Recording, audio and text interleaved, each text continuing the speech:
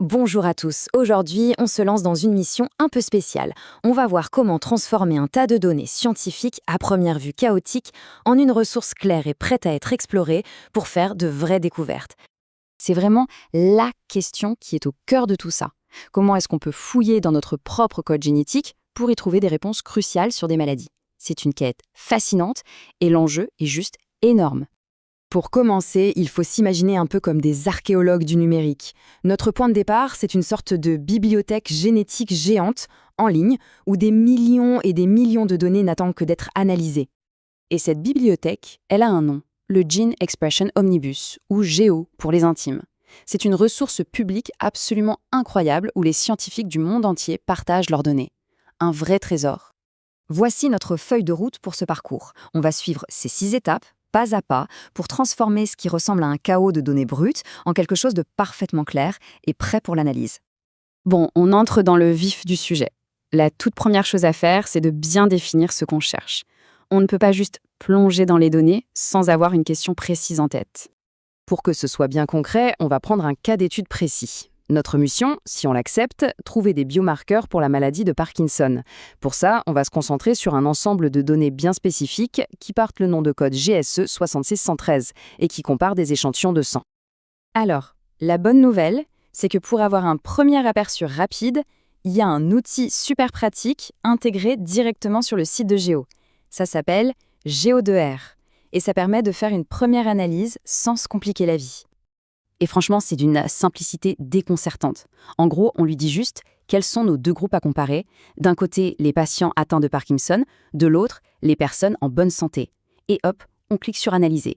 C'est tout. Et voilà le résultat qui tombe. L'outil nous sort une liste de gènes qui semblent s'exprimer différemment entre les 2 groupes. C'est notre toute première piste, et c'est déjà très intéressant.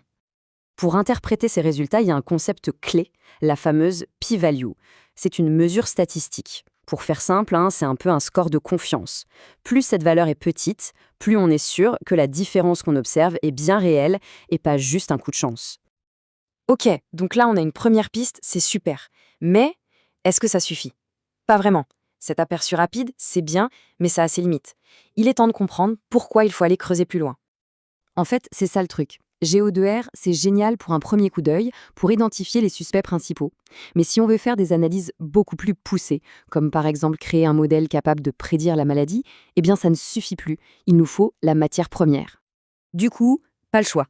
Il faut retrousser ses manches et aller chercher les données à la source, les données brutes, sans aucun filtre. C'est là qu'on met vraiment les mains dans le cambouis. Alors, pour trouver ce précieux fichier, c'est simple. Il faut descendre tout en bas de la page de notre jeu de données sur le site de Géo et chercher le lien qui s'appelle Series Matrix Files. Et là, on arrive au moment crucial, le fameux Data Wrangling ou la préparation des données. C'est l'étape où on va prendre ce fichier brut, un peu désordonné, et le transformer en un véritable joyau, une matrice de données propre, parfaite et prête à être analysée. Et cette citation, elle résume tout. C'est vrai, manipuler les données brutes, c'est plus compliqué. C'est pour ça que Géo2R est si pratique au début. Mais pour libérer tout le potentiel de ces informations, il n'y a pas de secret, il faut apprendre à les dompter soi-même. Alors au premier abord, ça peut faire un peu peur. Voilà à quoi ressemble le fichier brut.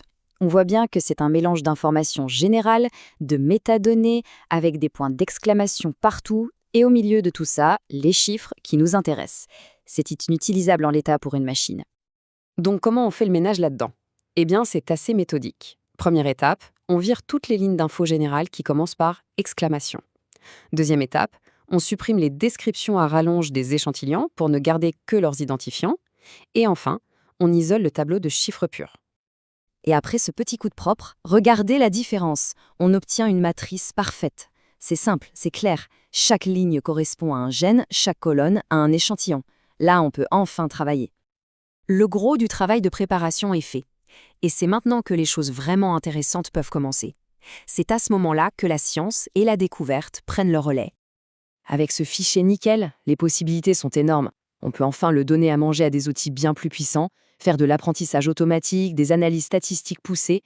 Bref, on peut vraiment commencer à le faire parler. Finalement, tout ce travail méticuleux, ce n'était que la préparation, la première page du livre. La vraie question, la plus excitante, c'est qu'est-ce qu'on va découvrir dans les pages suivantes? Quelles avancées se cachent dans cette matrice de chiffres qui est enfin prête à nous raconter son histoire?